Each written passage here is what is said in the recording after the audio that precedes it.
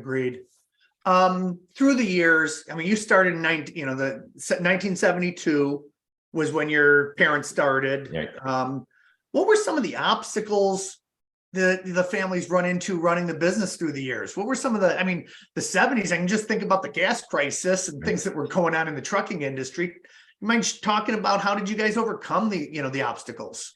Yeah, and my dad started with one truck. He drove it himself. And back in the 70s, the industry was still regulated.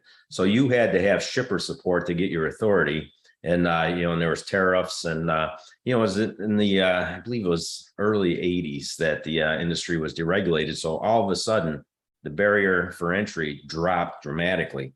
And, and Dad had built, a nice little company by that point, but, when the more competition, supply and demand, it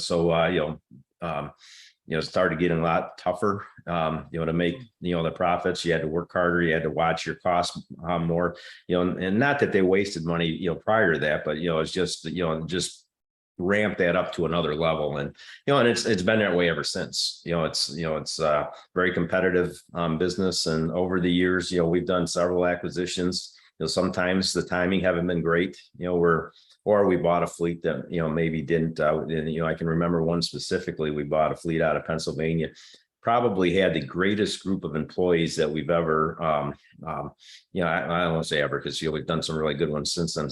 But as far as the drivers go, the drivers, almost every one of those drivers retired from my dad's company. Where, in a lot of cases, they leave, but they had a group of trucks that almost broke us mechanically. They were just unreliable and just, very high cost and maintain. And, and it's probably the only time, over the years that we ever made any sizable layoffs because, those trucks, we just had to get rid of them and sell them and, and move on. But, so we've had, challenges, industry's up and down. It's, right now, the last 3 years were very good. The pandemic created a lot of opportunities for our industry. People were spending their money differently, as the inflation hadn't really heated up as much, and that changed overnight here, several months ago, it seems, so, and we've dealt with those cycles, throughout the years.